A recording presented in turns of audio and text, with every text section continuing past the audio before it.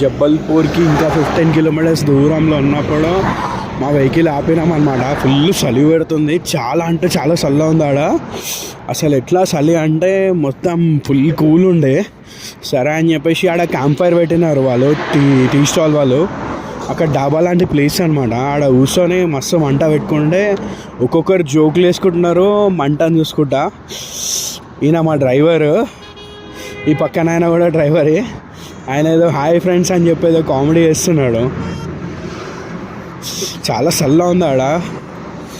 ఆ మంటకి మస్తు ఖుషి అనిపించింది. అరే ఇగో ఆయన మా పంతులు గారు, ఆయన హాయ్ చెప్తున్నాడు.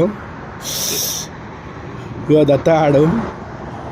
అందరు కూర్చొని ఆడ క్యాంప్ ఫైర్ దగ్గర మస్తు ఎంజాయ్ చేసినాము.